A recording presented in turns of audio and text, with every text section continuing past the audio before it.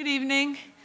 I'm Deborah Nelson, the Dean of the Arts and Humanities at the University of Chicago. And before we get started, I just want you to know that the U.S. will not be obliterating 3,000 years of Persian civilization today at 8 Eastern Time. I think I was quite relieved to see that, and I thought maybe you would feel more relaxed listening to the lecture if we were not going to embark on the end of the world for 2 weeks. So on behalf of the university, welcome to the second installment of the 2026 Randy L. and Melvin R. Berlin Family Lectures. It is a joy to be with you tonight. What a gift this lecture series is for all of us, for our campus community, our neighbors throughout Chicagoland, and the hundreds watching via live stream.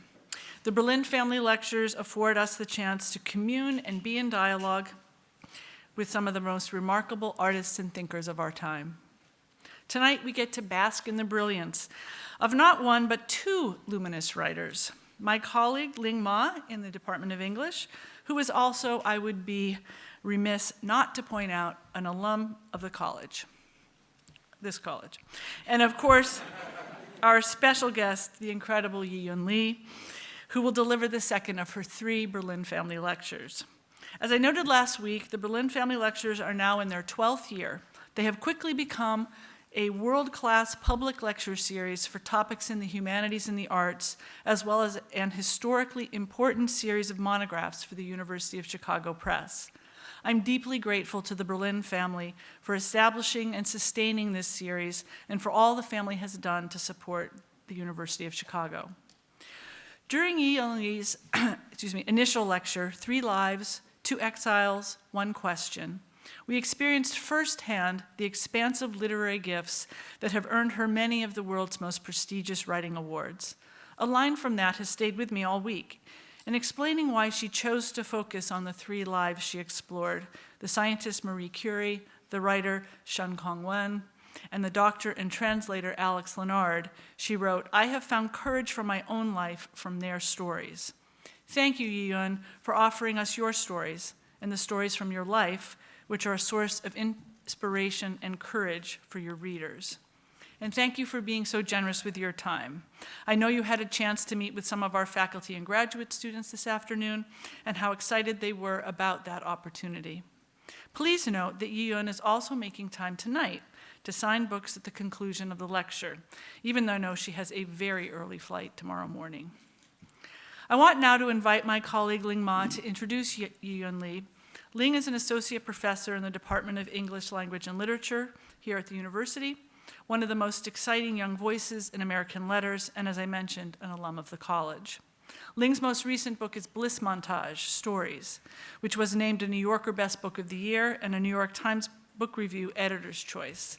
Her debut novel, Severance, I'm sure every one of you read it, was the recipient of multiple awards, including the Kirkus Prize for Fiction, the New York Public Library Young Lions Fiction Award, and the VCU Cabell First Novelist Award. Her other awards include a MacArthur Genius Grant, Lighting Award, and an NEA Creative Writing Fellowship. Welcome to the podium, Ling Ma.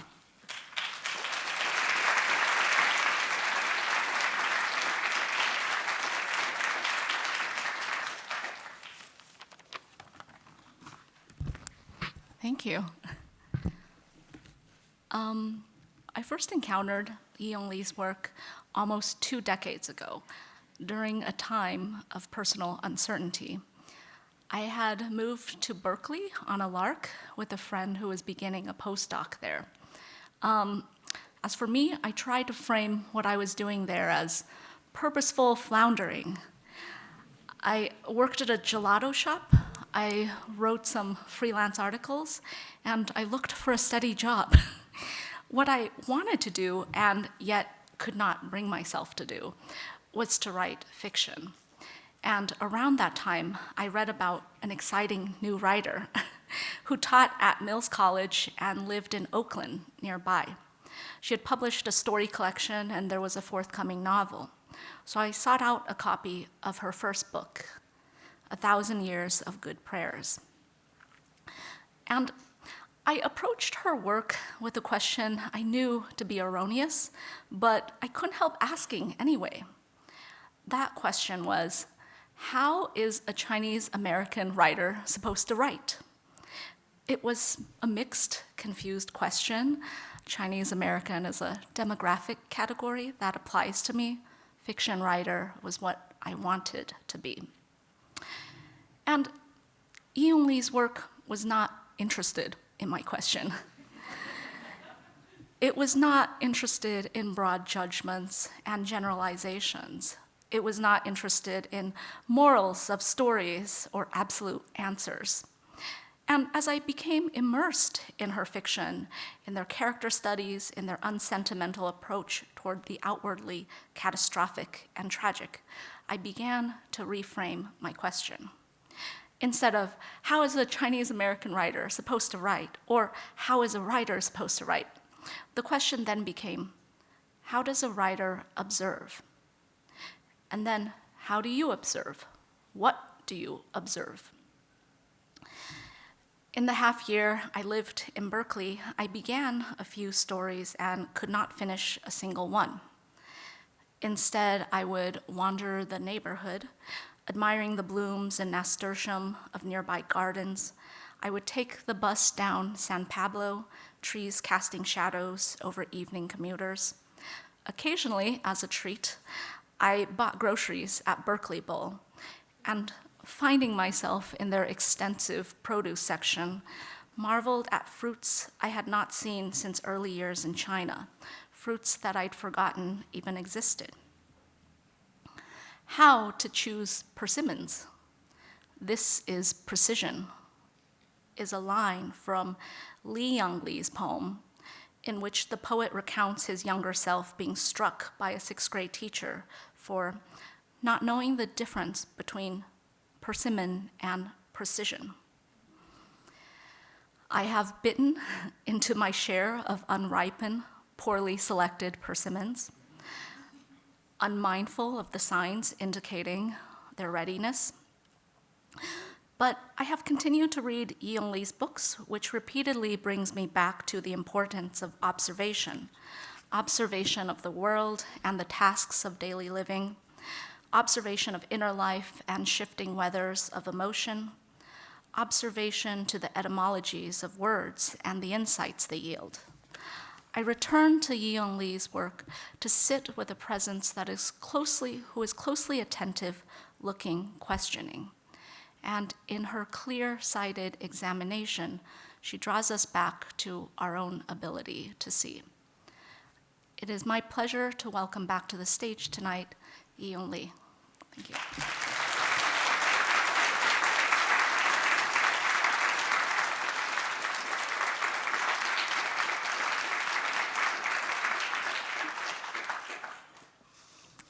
Thank you so much, Debbie and Ling, for the introduction, and thank you for coming. I was very relieved when I came in and to know that the world is not going to be destroyed. Because I was feeling a little odd. Earlier I thought, how would you give a talk on this day of all days? But I'm glad we're still here. I'm glad you're here too. And I shall start my talk. And this is what some of you have shown last time. You have seen last time. So the first lecture I delivered last time is called 3 Lives, 2 Exiles, 1 Question, in which I talked about 3 figures influential to me: Madame Curie, Shan Congwen, and Alexander Leonard. A scientist, a writer who made a stance in never writing fiction again after regime change, and a doctor who exiled himself to Brazil to take up a simple life of a small-town apothecary while translating Winnie the Pooh into Latin to amuse himself. The question left at the end of the lecture is this: how does one stay enchanted in a muddled, disenchanting, and disenchanted world?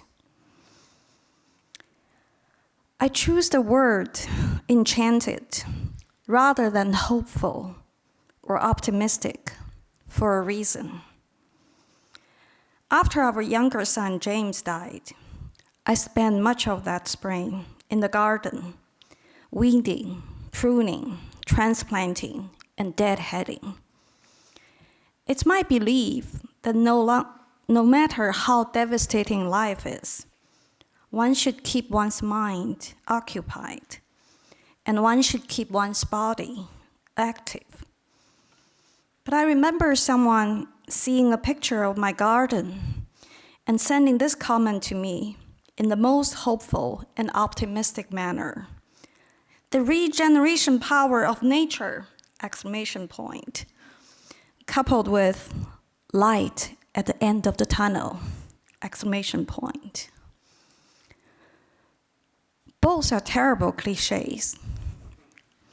Things in nature merely grow. To grant them any metaphorical significance beyond their mere growth and death, it seems to me as arrogant, thoughtless, and in the case of this person, a gesture of self-consolation, even self-congratulation.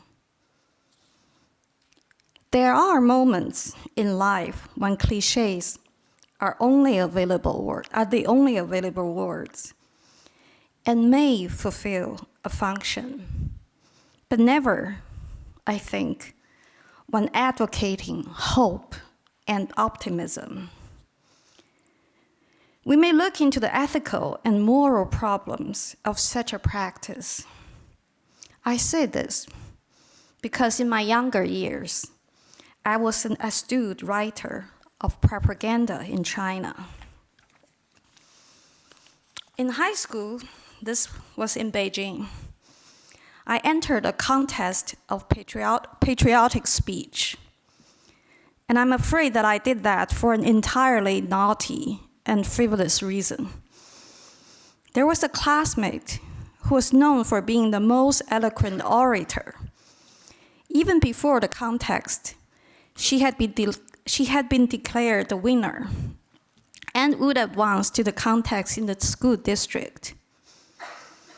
I wasn't one of those rebellious teenagers, but I like to be, once in a while, subversive. I knew that other girls' trick was to string together a collection of cliches, which was to be delivered with patriotic passion. So I chose a different approach. I told a few stories. I quoted a few beautiful poems, and I asked some difficult questions. I moved some of the audience to tears. In fact, I seem to have moved myself to tears. You would notice that I did have that word seemed in the previous sentence. In the last lecture, I talk about seeming versus being. I certainly at that moment focused on seeming rather than being myself. I won the contest, but I declined to go to the district contest and told the other girl that she should still represent us. I don't think that gesture won me any goodwill from her. But I'm telling this story not as an antidote of triumph, but as a cautionary tale. It was one of the singular moments in my teenage years when I realized that words could be, and often were, manipulated. I might have delivered a speech with more effective words, but they were put together to convey a cliché sentiment, which I did not feel at all. I knew that I occupied a more problematic position than the other girl. Between high school and college, my cohort at our university was sent to the army for a year of re-education, a post-Tiananmen measure to ensure that we would not become troublemakers. Fairly soon, my squad leader knew that I could write well. So she would assign this weekly quota of propaganda writing to me. I once pointed out that I shouldn't be the only one who had to do this every week. And she replied that she could replace that with toilet cleaning or pigsty cleaning. I stayed with writing propaganda. Again, a morally problematic decision. When I asked the question, how do we stay enchanted rather than stay hopeful and optimistic? I speak as one who is sensitive to cliches, both as expressions and as feelings. I would like to quote myself here from a recent New Yorker story. Mandatory hope and mandatory optimism must be among the bleakest things in life. So when I ask the question, how do we stay enchanted? I'm aware of the trap of hope and optimism. How do we stay away from cliches that make this world a bleak one? The second lecture of this series is titled Precision and Clarity in Time of Uncertainty. To say we live in an uncertain time is an understatement. We don't need to look far from this room or from today to see what kind of world we live in. To advocate for hope and optimism, it feels to me, implies a certain kind of self-blinding, at least a certain kind of tone deafness. Here's the OED definition of enchant. First, so there's three: to exert magic influence upon, to beswitch, to lay under a spell. Of course, there is a sense of supernatural element here. And then to simplify, I will take the third definition, to charm, delight, enrapture, for this lecture. To stay enchanted, here I emphasize the verb to stay rather than to be. This is a decision one can make with some willfulness. There's less of pressure than to hope or to stay optimistic. There's also less of possibility for one's mind to be besieged by cliches. Last week, at the end of the lecture, someone asked a good question about uncertainty in connection with intuition. The context of the question, if I remember correctly, was that uncertainty is an intrinsic part of scientific research, as well as a writer's career. How does one rely on one's intuition to battle uncertainty? Someone on the Zoom, hello, Anakana in British Columbia, also asked about this question. How do we tolerate uncertainty? One of the most universal and yet unbearable experience we have to face all the time. First, I would like to offer a favorite opening of a novel, The Years by Virginia Woolf. It was an uncertain spring. The weather, perpetually changing, sent clouds of blue and of purple flying over the land. In the country, farmers, looking at the fields, were apprehensive. In London, umbrellas were opened and then shut by people looking up at the sky. But in April, such weather was to be expected. I thought it's also a very perfect description of this Chicago weather. I would like to have a side note here. When I was younger, I resist being called a political writer, even though my earlier work was about China in the past century. My answer to whether I consider myself a political writer is this. In the 20th century of China, especially the second half, everybody lived in politics. Politics is just like weather, something to be endured. But these days, weather has become an increasingly political subject. So I shall have to revise that comment. A side note, is about weather. If we open a Jane Austen novel, or a Dickens novel, or a Woolf novel, the weather is constantly felt and experienced by all characters. A horse ride is interrupted by a sudden rain in an Austen novel. A miserable wet season puts a damper on my lady's mood in Bleak House. Sometimes I look at my students' work in some contemporary novels. The weather no longer gives the texture of life. Sometimes it's simplified into a blue sky, a misty morning, or a stormy night. But the characters are much more removed, seeing the blue sky, misty morning, and stormy night from a protected distance, inside a house, on an app, or in a car.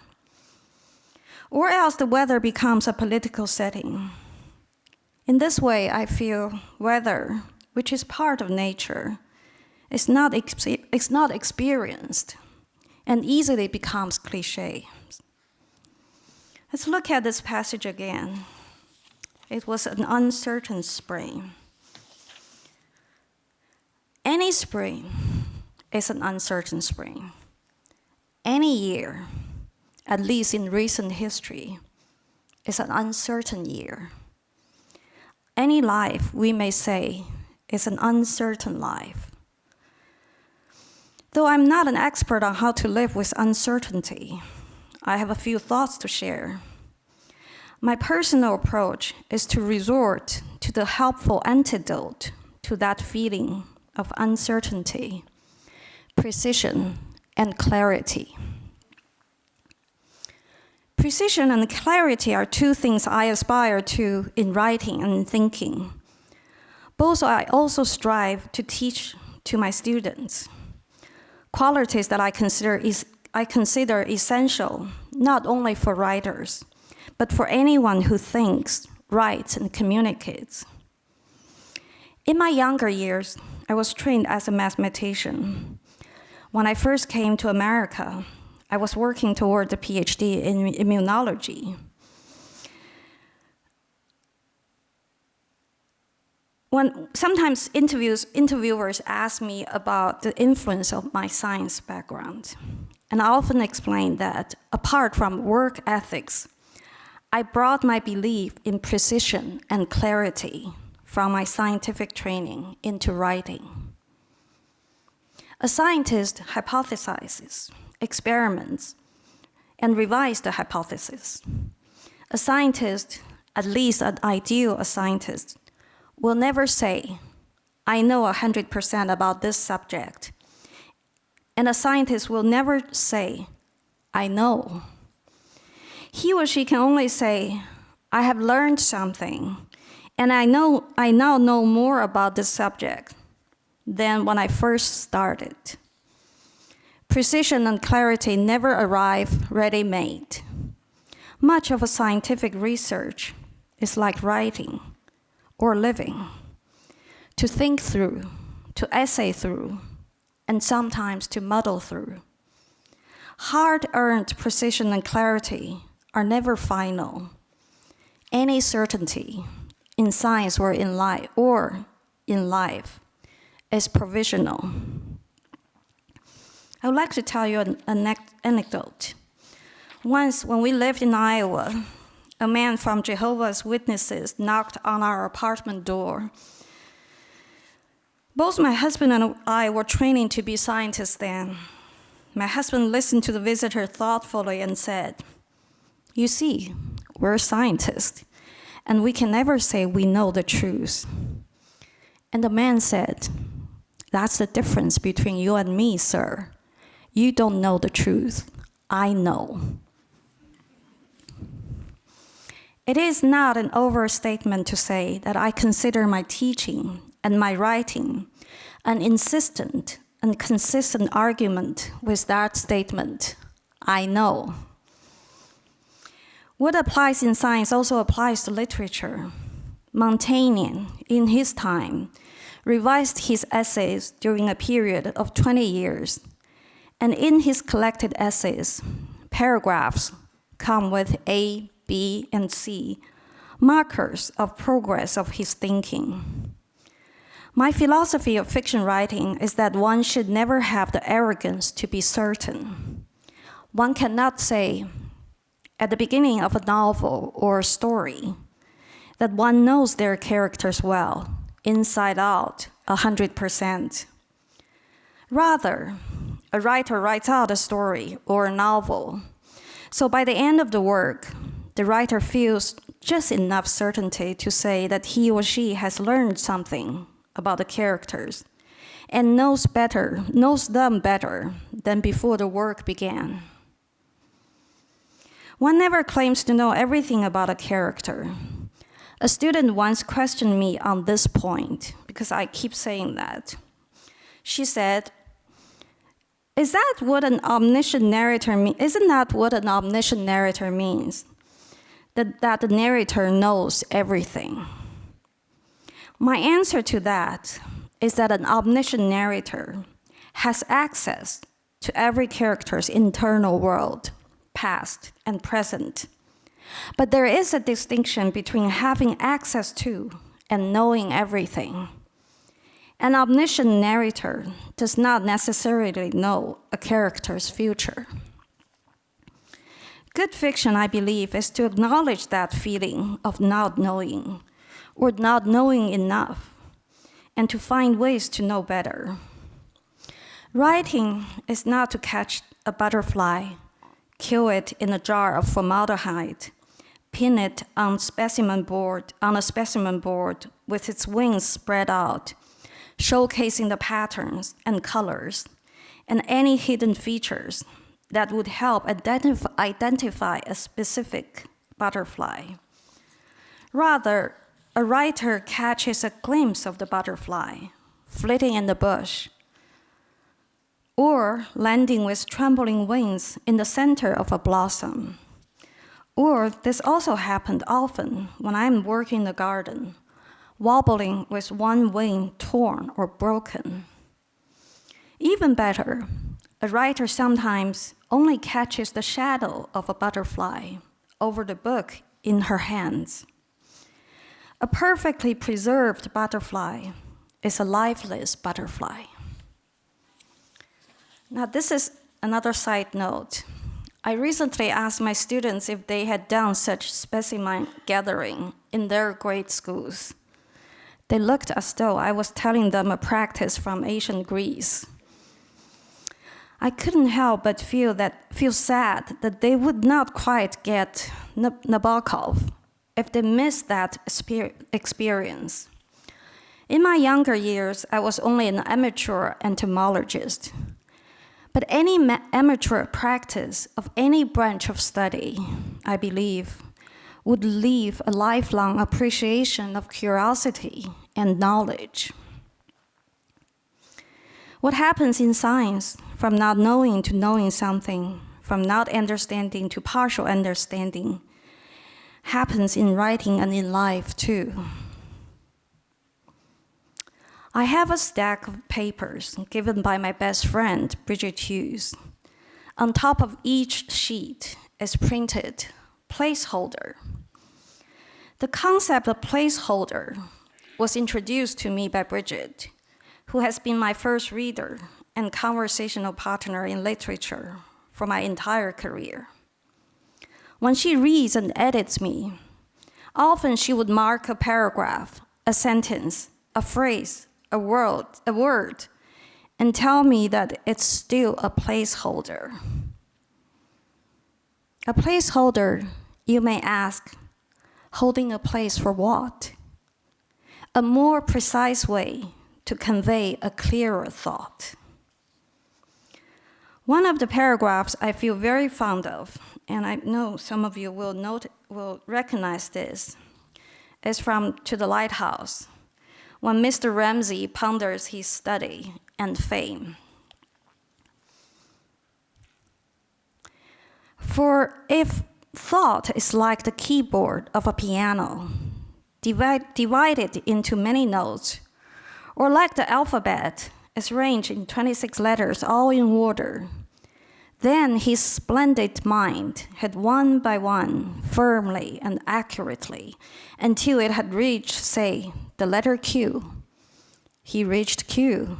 Very few people in the whole of England ever reached Q. But after Q, what comes next? After Q, there are a number of letters, the last of which is scarcely visible to mortal eyes, but glimmers red in the distance. Z is only reached once by one man in a generation. Still, if he could reach R, it would be something. I know Mr. Ramsay is not a sympathetic character, but I really love this paragraph.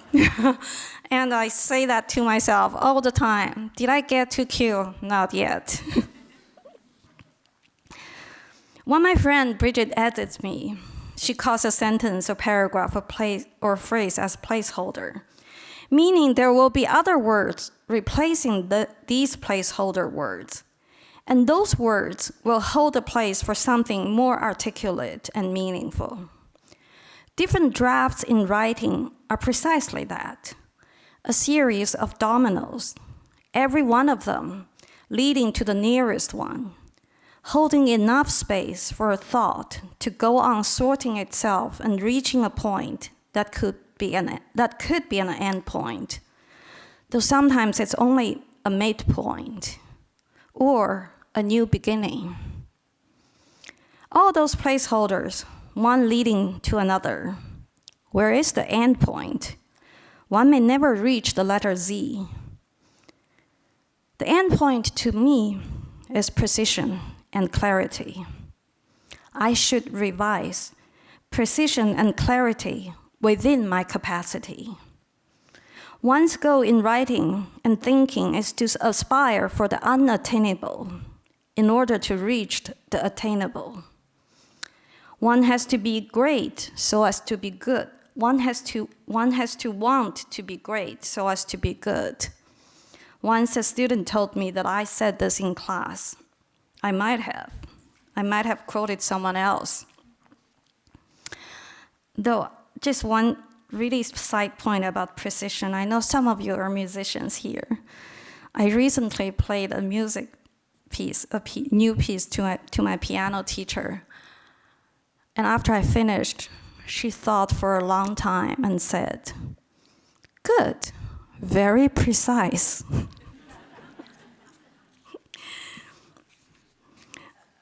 It's a work in progress. And my piano playing is a work in progress. But I'm precise. I'm a precise pianist. Why do I emphasize precision and clarity? To give an example, I will quote a few sentences that we all have encountered in teaching or reading. They stared at each other for a never-ending moment. Or they stared at each other for an endless minute without speaking.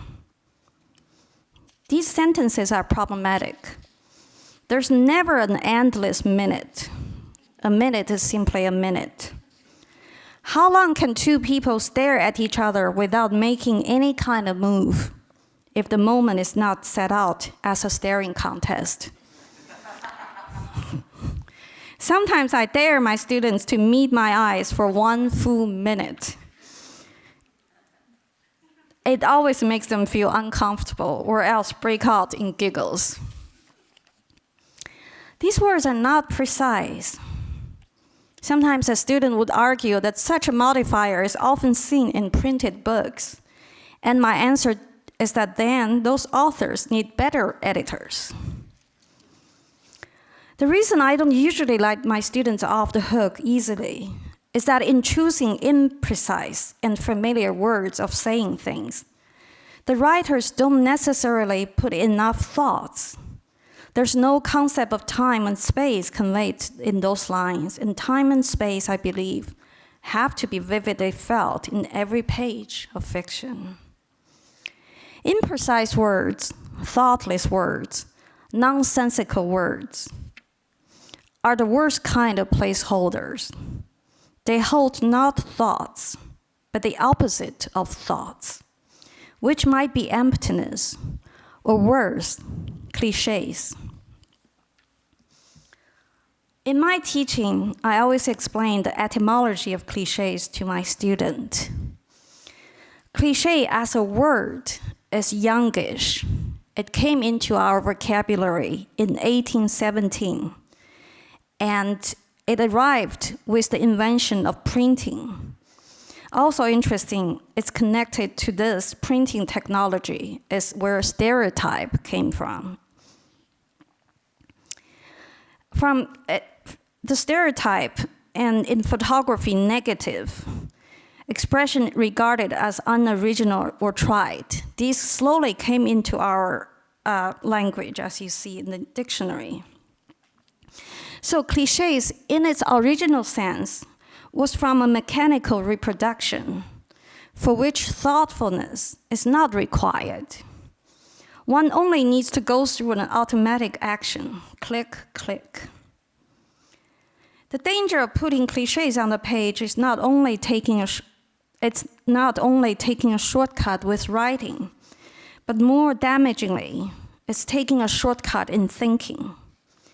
Cliches in writing begets cliches in thinking, which then beget more cliches in writing. Eloquence can be achieved by linking familiar words into familiar sentences, which are then spoken with confidence or conviction. Remember my high school rival?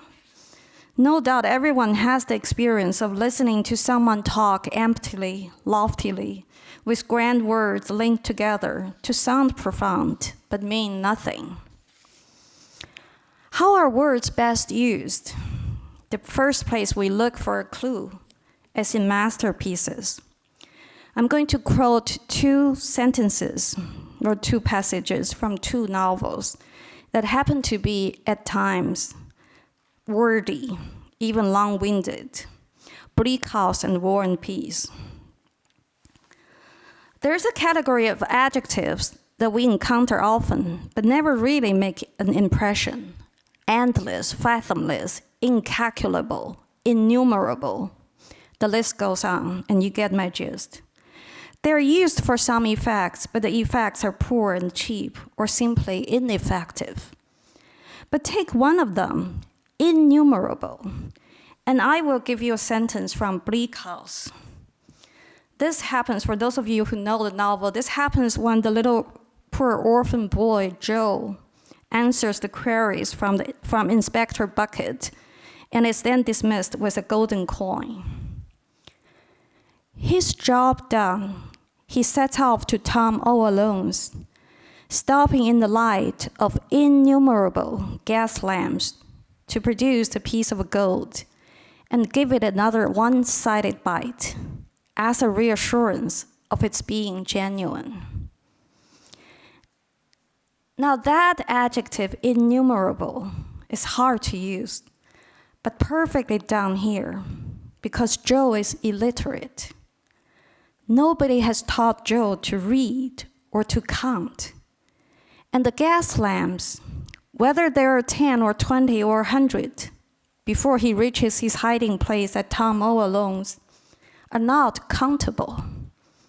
The distance between the chancery and the ghetto can never be better described than from Joe's point of view. Each gas lamp offering a circle of light for him to pause and to enjoy something he had never possessed until then.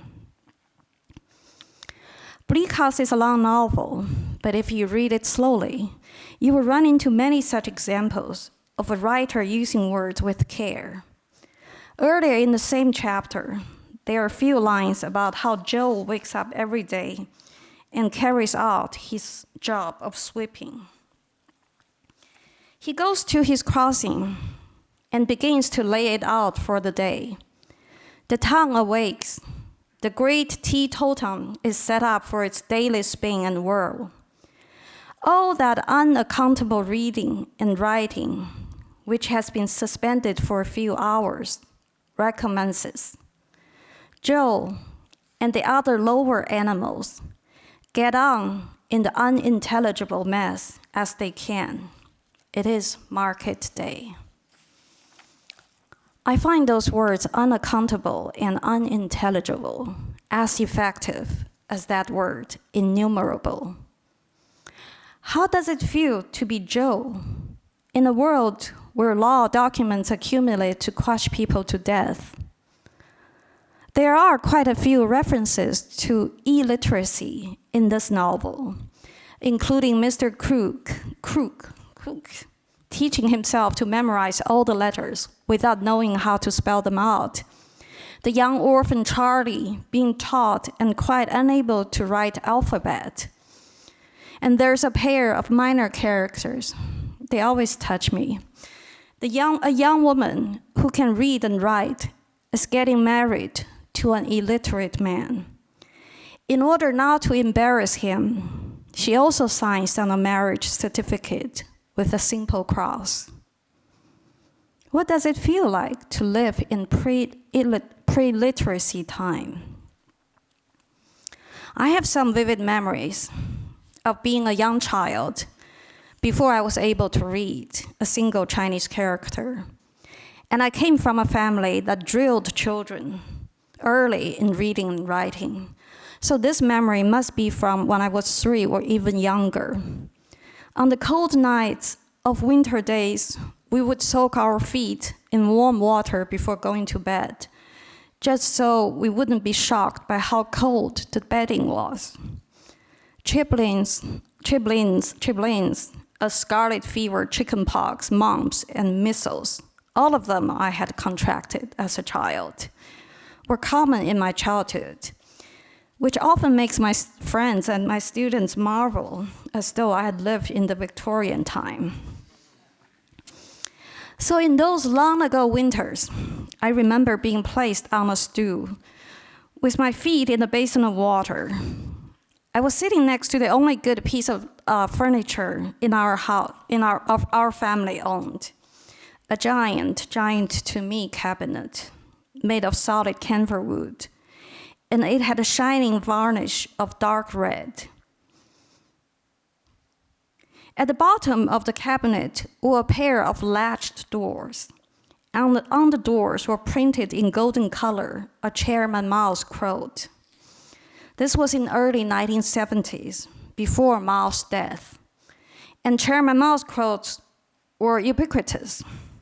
If you open our family photo album, you will see my sister's picture at age 1 with Chairman Mao's quote brushed right next to her face.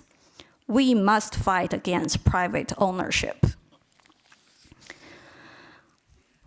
Yes, we must.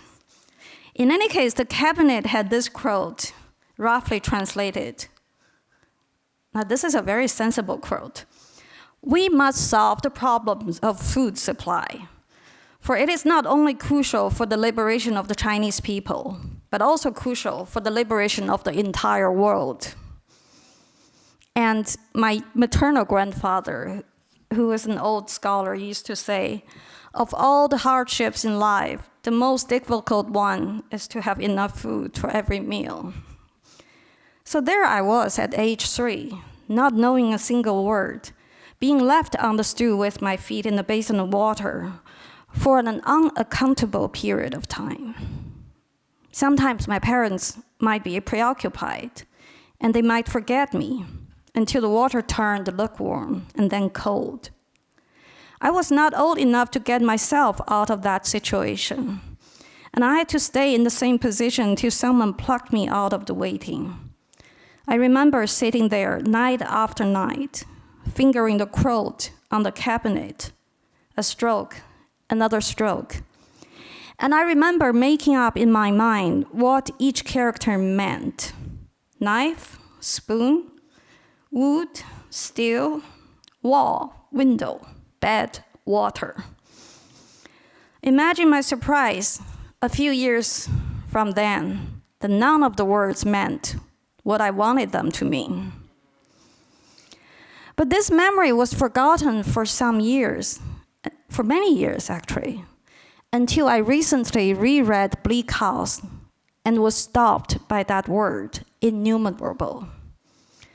For a reader, that word is not only a placeholder for asking a question, for imagining Joe's mind, but also a placeholder for memory. My paternal grandfather, a peasant who had lived his entire life in a mountain village in southern China, was illiterate, though my grandmother, like the young woman in Dickens' novel, was literate and could write beautifully. In many ways, we have come a long way in the past 100 years. When I talk about TB with my students, they react as though I was referring to the Victorian period or medieval times. But look, Chekhov died from TB in 1904 at age 44. Catherine Mansfield in 1923 at age 34.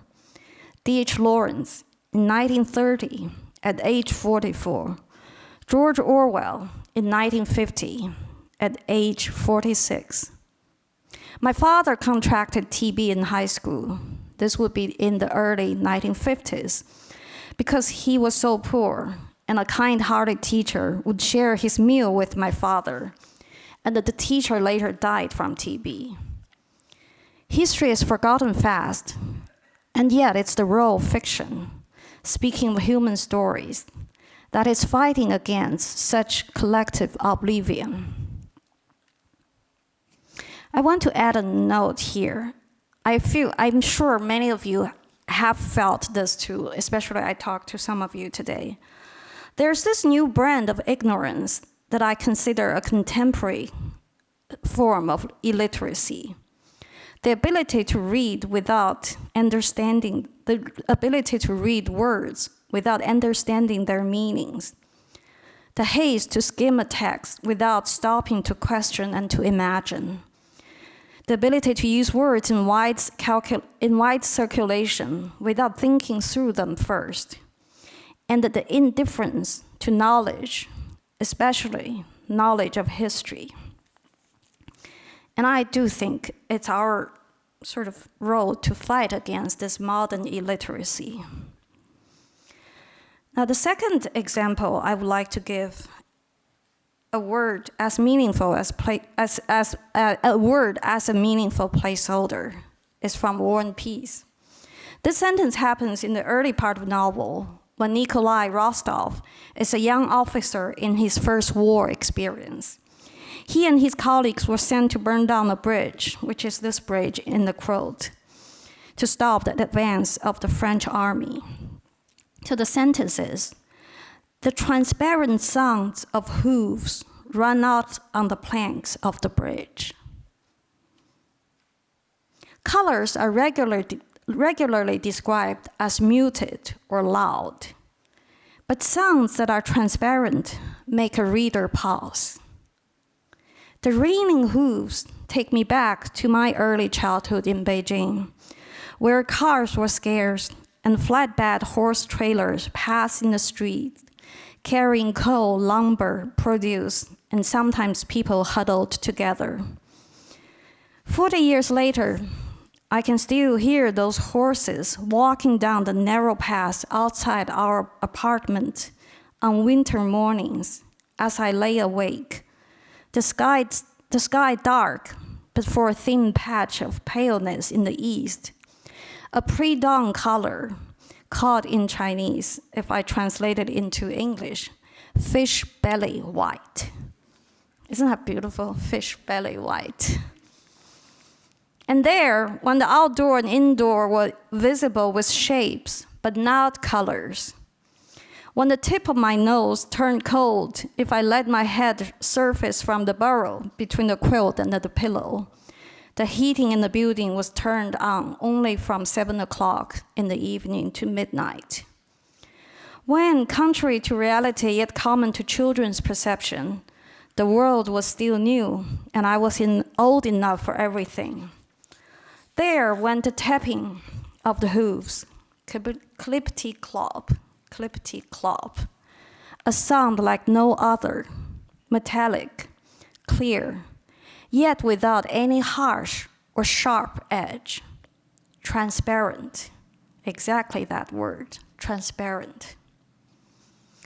I use these two examples, innumerable and transparent, because they are why I think we read literature, and why we read slowly, with care and thought and memory. Those words are the placeholders some great writers placed in their books more than 100 years before I was born. They were carefully chosen, and they slowed my reading down when I encountered them, made me think, led me to remember. What about uncertainty, you may be asking? How do I tolerate uncertainty? Just studying those two words precisely and thoughtfully used by their authors? Does that work? To which I have to answer only from my point of view. It takes time to pursue precision and clarity in writing, in reading, and in thinking.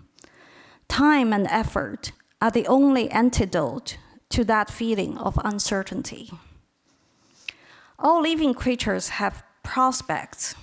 A tomato seed I put in a tiny container in the spring becomes an unwieldy plant, producing too many fruits in late summer. I have stopped growing tomatoes for that reason. The late season harvest has simply defeated me. Every year, a robin couple builds a nest in one of my rose bushes. And for some weeks, I feel as though I were holding my breath and making sure the young fledglings will be able to leave the nest safely.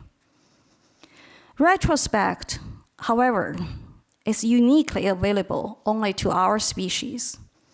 An old horse does not reminisce about his ponyhood. A tree has no recollection of the horrid weather of the previous week that lopped off some of its limbs. The privilege of retrospect goes hand in hand with the privilege of introspection. Though I suppose the idea of prospect is so ingrained in much of what we do that retrospect and introspection are sometimes written off, as studies of various humanities fields can be written off as, what, waste of time, useless? If you know Princeton, there's a Prospect House and there's a Prospect Avenue, but there's not a house or street named Retrospect or Introspection. A student told me, I'm sure many of you have this experience here at Chicago too. A student told me about an encounter with another student. The boy asked her what she was studying, and then said it didn't matter what they studied. The point is to get a degree from Princeton because as a Princeton grad, they will be highly employable, and then they will just go on making money and having a prosperous life. This fixation on prospect, I don't intend to argue with it, because it's useless to argue. If you are a fiction writer, sometimes you meet people who are very profoundly argumentative, claiming, I don't read fiction. Once Poets and Writers magazine interviewed me and asked me what I would say to people who claim they don't read fiction. I suppose I was expected to give some kind of defense. But anything I could say there would be similar to what I had given in a contest of patriotic oration. It's if our goal is to convert or to convince or even to claim, it's already half a loss. To the Poets and Writers magazine question, what do you say to people who claim they don't read fiction? My answer is, I'm sorry for your loss. Much of life's uncertainty is connected to that terrible and yet inevitable word, prospect. We writers finish a book and right away start to worry about how well it will be published, how well it will be received, and what the sales number will be. All these things that seem to be a measure of a book's prospect. The same with other areas, scholars, scientists, bankers, parents. I would like to quote once more from this recent New Yorker story. I pondered a little on the concept of prospect or the future. If there is a wall between the present and the future, it is not for us to pull it down, a character in a Rebecca West novel admonishes. And yet, much of living, Lillian thought, was made up of attempts to somehow look through that wall. Fortune tellers are not the only figures who aspire to clairvoyance. Economics, scientists, writers preoccupied with bringing future disasters and unlived lives into the present, as though that can inoculate us. Are they not trying to pull that wall down? But none of them is as persistent, as desperate, as helpless as a parent. Few parents can follow that hackneyed wisdom of living in the moment. All parents battle that war, nearly always in vain. I should also add, all people battle that war, nearly always in vain. So this piece of advice we often hear when the question of uncertainty arises, living in the moment. That cliché is insufficient and in fact useless. The only creature I have known who purely lives in the moment is my dog, now a senior. He lives without the thoughts of prospect and retrospect, without feeling introspective. Living in the moment is not advisable at all for anyone who thinks. And now I'm afraid I will have to contradict myself. As in last week's Q&A, I said something about always looking to the future, not the past. That is also, I'm afraid, a useless and insufficient piece of advice. The ancient Greeks thought of going through time in the opposite way, as we do now. Instead of looking forward to the future and turning the back to the past, they believed in moving through time with their backs to the future and facing the past. In my personal philosophy, I believe in any practice that would blur the line between prospect and retrospect. That activity, to me, is the pursuit of precision and clarity in writing, in reading, and in thinking. This, like many others, gardening, learning to play the piano, reading, and thinking, takes a lot of time and does not guarantee a resolution. Not having a resolution, it seems to me, is a good way to live in a life that is often insoluble and almost always uncertain. I suppose my answer to uncertainty, which is limited, is that I do what I can to battle cliches, and that notion called I know. And I don't ever strive to get rid of uncertainties and insolubilities of life. In doing so, I can feel charmed, enraptured, delighted. And lastly, I promise to show this little video of our dog. So he's going to get a toy. His favorite toy is behind the yoga ball. And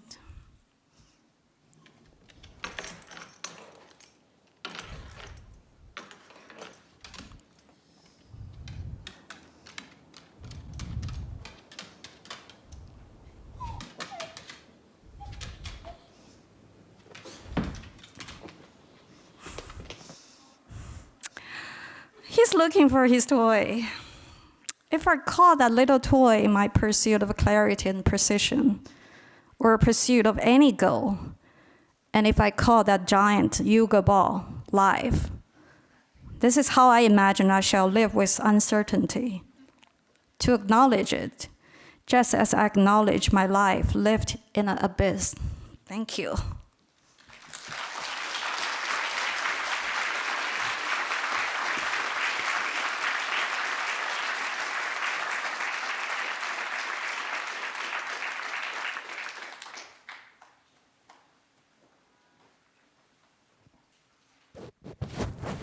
Thank you, Yiyun.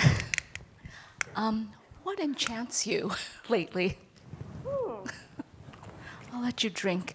And also, I'll have a few questions, and then we'll turn to the audience. If you do have a question you'd like to ask, please raise your hand, and there'll be mic runners.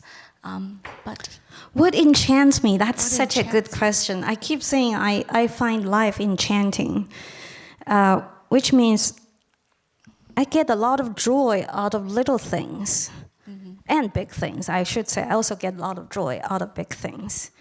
And what enchants me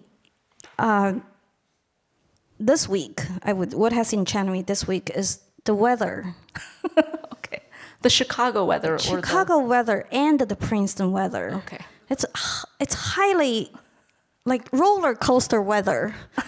So, I mean, you almost have to go to the garden at precise the moment when the sun comes. In Princeton, you have to capture the moment when the sun comes out and when the wind stops blowing. You go take 2 pictures, and then the sun is gone, and then the rain is here, and all the tulips just go this way. So I think that enchantment is quite bound to time, and it's provisional, temporary. And I like that because there's nothing like provisional enchantment to keep us humbled in life. I always loved it in Kansas, the weather right before a tornado would touch down and the color of the sky. It was very interesting back then. But I showed my son a clip of The Wizard of Oz to explain what a tornado was, and he could not sleep at all. Oh, really? For several nights. Oh, no. I must say, The Wizard of Oz was one book I read as a child, translated into Chinese. And so, for some reason, for me, tornadoes are connected to fairy tales. So I was in Iowa. When I first came to Iowa, I came in August. At the end of August, there was a tornado warning. Everybody ran downstairs. Only I was still in my lab. And someone came in and said, "Come on, there's a tornado coming." And I thought, what tornado? Tornado is in fairy tale. I have one more question, a writing question. As you say, the end point is precision and clarity. As you get rid of placeholder after placeholder to reach that endpoint. And perhaps I'm asking on behalf of my writing students, how do you know when you have reached that endpoint? What are the indicators to you that you've reached that endpoint? Yeah, that's. I said the end point is clarity and precision and clarity, but then I added precision and clarity within my capacity. Which means there's no absolute clarity, no absolute precision. I think what we do humanly possible. One thing I always think I have to remind myself, and I also have to remind my students, is to not seek for things humanly impossible. We want to do possible things and don't battle the impossibilities. So in writing, I suppose the end point is if I do more writing, it will only go bad. Yes. It's sort of like milk passing. I mean, I don't think milk does that now in when we have refrigerators, but when we were younger, there was no refrigerator. It curdles. So you have to get the milk at precise the moment before it became bad. So I think that is what I imagine good writing is before it turns bad. Okay, thank you. There is a Zoom question I think we're going to begin with, and someone will read to us. We have a question from our Zoom audience. Speaking of uncertainty, Do you have any thoughts about AI? Oh, Lord. I have very little thoughts about AI, and I'll explain. I do pay attention to these things because it's in the air. It's like the air we breathe at this moment. It's not good air. It's not fresh air necessarily, but it's the air we have to live with, or it's like weather we have to endure. So I do think about AI, not often, and for a reason. I think, I talked to some of the graduate students today. I talk a lot about the joy of doing things. I write because I get so much joy out of writing. And I read because, if I can see that word, the transparent hooves, I get such a joy out of that. I don't get any joy out of thinking about AI. I also don't get any joy out of worrying about AI. And it seems to me, speaking of uncertainty, it is uncertain, but it's uncertain for a lot of people, including the tech people. But I don't want to spend too much of my energy and time thinking about that because it gets into my way of enjoying the real thing, which is not AI, which is books written by good people, thoughtful words. So I don't particularly think a lot about AI. But I also, years ago I read this, E.B. White, in his letter. In the early 1930s, E.B. White was shown the first television set, and he had a meltdown in a letter to his friend. He said, someone showed me this machine, and I'm telling you, this television is going to destroy our civilization. It didn't happen. So people talk about internet, people talk about, I don't know, AI, and I think civilization seems much sturdier than that. So that's why I don't worry. I just don't want to be like E.B. White thinking television is going to destroy our civilization. Mm-hmm. It reminds me, I'm brought back to something you said, I think in the lecture last week, which was how technology gives you the illusion of certainty. And I do think there's something to be said about embracing the uncertainty of the writing process and not knowing. And I agree. I think not knowing is possibly the only way to go forward rather than knowing. Do we have questions further?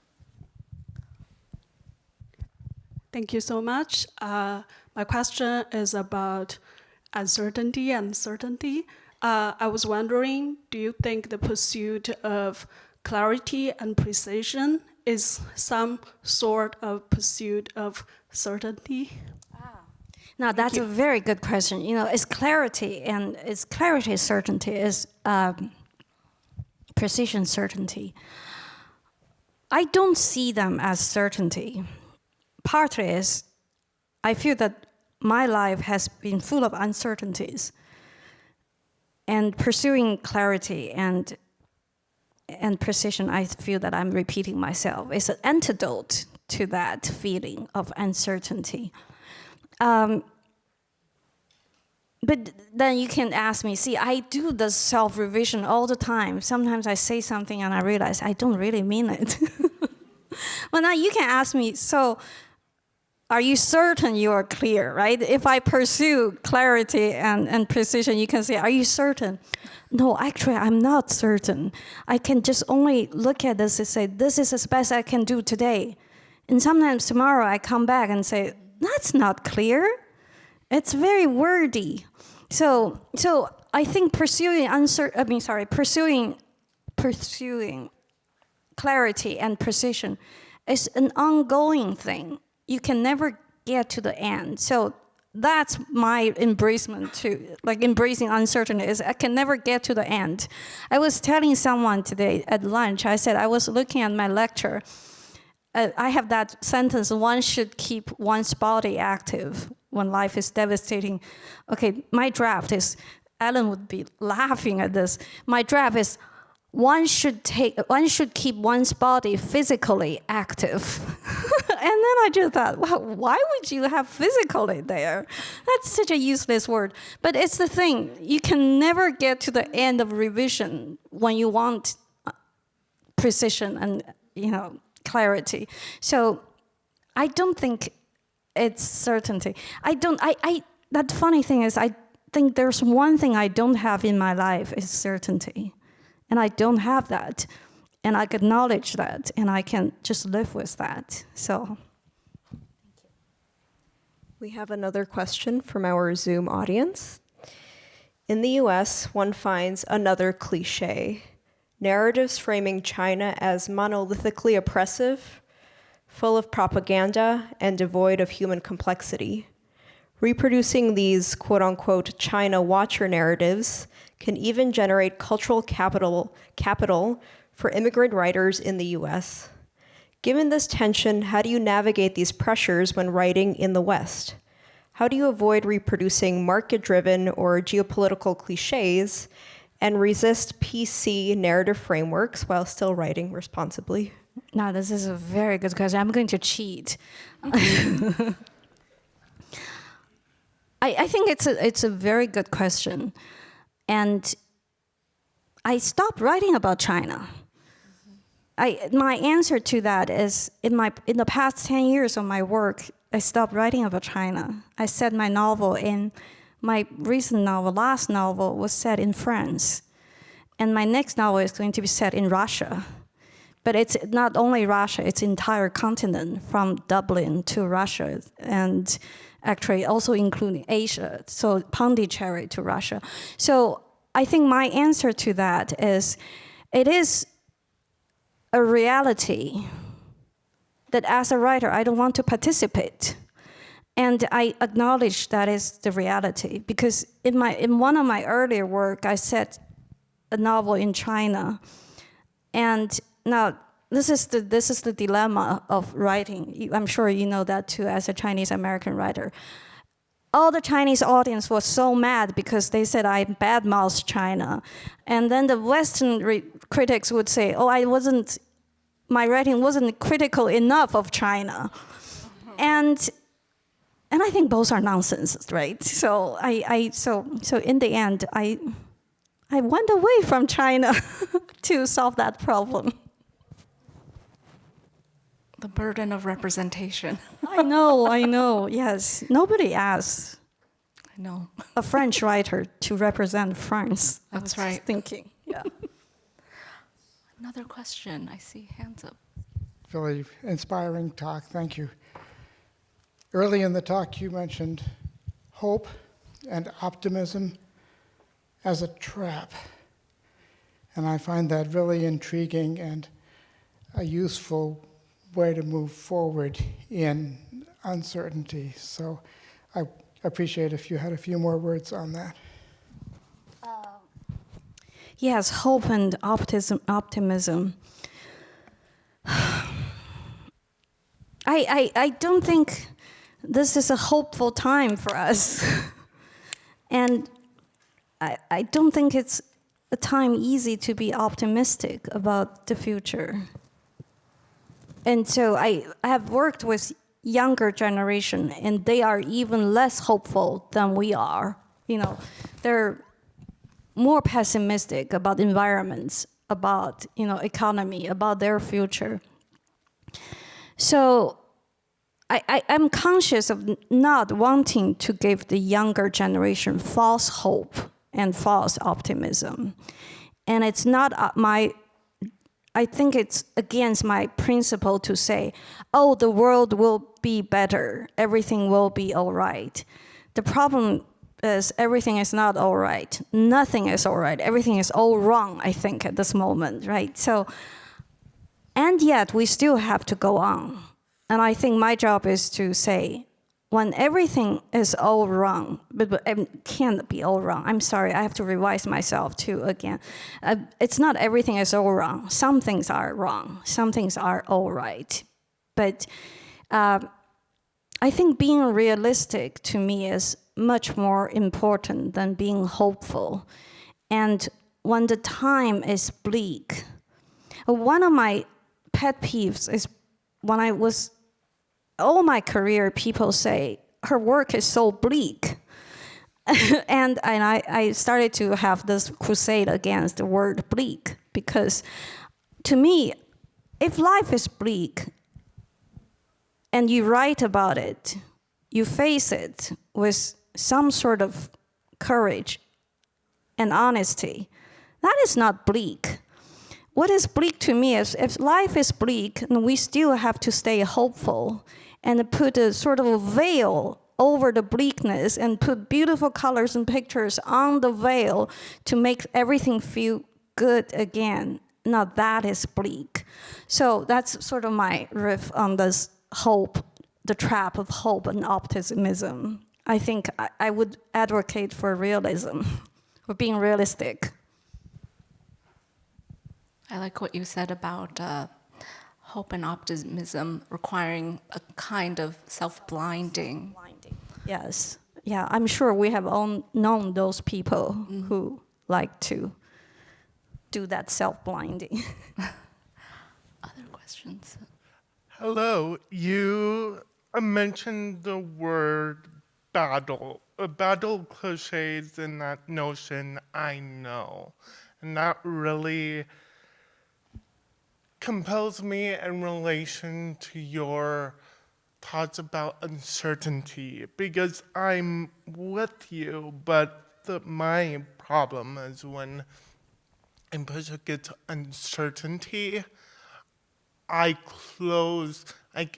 push against certainty, I close off, and I become caught in that telos implied by the word battle. I'm battling against certainty, so I lose the openness that embracing uncertainty requires. So how do you face a world that seems to be demanding certainty while still remaining open and not closed off? Now that's a very good question, and I especially think, I think you're very right to notice that word battle, and I just want to make a sort of distinction. I only battle two things. One is cliche. The other one is that notion I know. But you're right. I think sometimes we use these words carelessly, and people want us to battle uncertainty, right? So to be certain, you have to battle uncertainty. And how do you stay open? I feel you have to, I can only speak for myself. I choose my battle very carefully. And the only thing I battle is cliche, and I know. But I don't battle uncertainty, because to battle uncertainty to me is like to battle the nightfall. I can battle all the time, but the night still falls. So which means I don't battle uncertainty. That's part of the way to stay open, is to say, yes, the night will fall, but tomorrow the day will break too, right? So, but that's easier said than done. I think even in teaching, for instance, if I keep having these things, I'm not entirely, I keep revising myself, and I notice sometimes students are not very happy with me because I will tell them a thing and I'll revise that, and I'll certainly I'll go on revising.